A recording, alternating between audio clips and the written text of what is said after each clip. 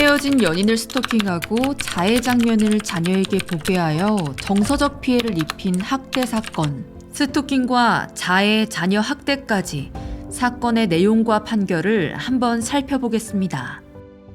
피고인과 피해자는 21년 9월 연인 사이로 만났지만 10월 17일에 헤어지게 됩니다. 교제 기간이 약 한 달 정도로 비교적 짧은 만남인데요. 이 한 달의 잘못된 만남이 피해자 앞날에 처참한 고통으로 다가오게 됩니다. 21년 11월 1일 밤 11시 51분경 피고인은 피해자의 회사 앞에 아무런 예고 없이 찾아갑니다. 피고인의 주거지 앞에서부터 피해자의 회사 앞 도로에 이르기까지 약 12km 구간에서 운전면허가 없는 상황에도 무면허 운전을 하여 피해자를 만나러 간 것입니다. 첫 번째, 범죄 행각입니다. 피해자의 회사 앞에 도착한 그는 자해를 해서 상처가 난 손목을 보여주면서 대화를 요청하는데요. 누구나 옛 애인이 피를 흘리는 모습으로 나타난다면 놀랄 수밖에 없습니다. 그것이 나 때문이라는 말도 안 되는 생각이 드는 순간 약간의 동정심이라는 감정이 생길 수 있습니다. 피해자 역시 이를 보고 당황을 하였지만 피고인에게 함께 병원을 가자고 권유를 합니다. 결국 둘은 피해자의 차에 탑승하게 되는데 피해자는 운전석에 있고 피고인은 조수석에 탄 상태였습니다. 그러자 피고인 남성은 내가 왜 왔을 것 같아? 하하, 내가 왜 왔는지 모르지 등 알 수 없는 말을 수회 반복하기 시작합니다. 상상만 해도 너무나 소름 돋고 섬뜩한 느낌입니다.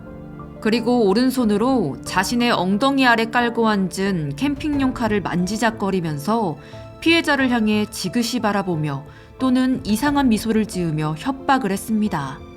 당시 칼 길이가 12cm 정도로 소지하고 있다는 사실 자체가 굉장히 공포스러운 일이기도 하지만 피해자는 운전 중이었기 때문에 적극적으로 방어도 할 수 없는 상황이었습니다. 다행히 피해자는 피고인을 달래며 이 위기 상황을 벗어납니다. 특수 협박과 스토킹, 두 번째와 세 번째 범행입니다. 이렇게 한 사람이 특수 협박과 스토킹 범죄, 그리고 무면허 운전을 했다는 것만으로도 이미 정상적인 범주를 훨씬 넘어선 수준인데요. 놀랍게도 피고인의 파렴치한 만행은 여기서 끝이 아닙니다. 바로 다음 날인 11월 2일 새벽 2시 30분경 울산 북구에 있는 피고인이 살고 있는 집에서 또 다른 사건이 일어납니다. 당시 피고인은 자신의 고등학생 딸인 자녀와 함께 집에 있었는데요. 피고인은 칼로 자신의 목을 그어 자해한 다음 자녀에게 고의적으로 목에서 피가 흐르는 장면을 보게 만듭니다. 피해자에게 범행 이후 그 분이 가라앉지 않았었는지 가정 내에서 한없이 약자인 본인의 자녀에게 타겟을 돌린 겁니다. 그리고 이틀 뒤 4일 오후 5시 35분경 이번에는 집에서 칼로 자신의 복부를 그어 자해하고 복부에 묻어있는 피와 땅바닥에 떨어진 피를 일부러 자녀에게 보게 합니다. 성인도 이 장면을 보게 된다면 한동안 트라우마에 시달릴 정도로 잔인한데 자신의 자녀에게 이런 끔찍한 짓을 저지르다니 믿기 어려울 정도인데요. 이는 분명히 아동의 정신건강과 발달에 해를 끼치는 학대 행위입니다. 이러한 학대 행위는 해를 넘어서도 계속됩니다. 2022년 1월에서 2월에는 위 거주지에서 술에 취한 상태로 피해 아동과 대화를 나누던 중 피해 아동이 죽고 싶다라는 말을 하자 술에 취한 피고인이 부엌에 있던 식칼을 들고 자녀에게 아빠를 봐라, 죽는 게 쉬운 것 같냐며 오히려 협박을 했습니다. 피해 아동이 죽고 싶다라는 말을 하기까지 얼마나 많은 공포와 불안을 겪었을까요? 하지만 피고인은 반성은커녕 오히려 피해 아동에게 지속적인 정서적 학대를 가합니다. 네 번째 범행입니다.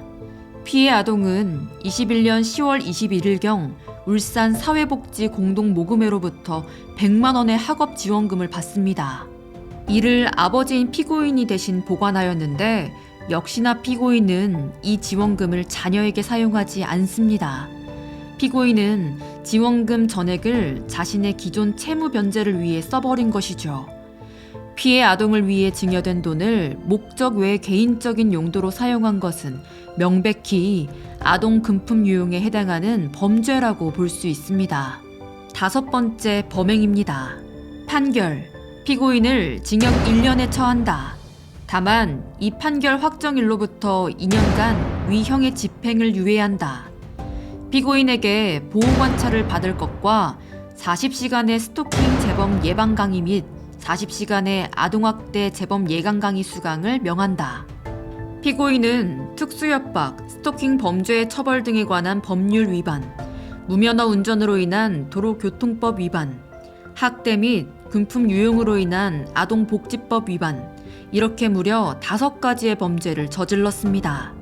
재판부는 다만 피고인이 상당 기간 구금되어 있으면서 이 사건 각 범행을 시인하면서 반성하고 있는 점, 피해자 B와 원만히 합의하여 위 피해자가 피고인에 대한 처벌을 희망하지 아니하는 점, 피해 아동에게 직접적인 유형력을 행사한 것은 아닌 점, 피고인이 정신적, 육체적으로 온전한 상태가 아닌 것으로 보이는 점 등을 고려하여 형을 정하였습니다. 여러분은 이번 사건에 대해 어떻게 생각하시나요?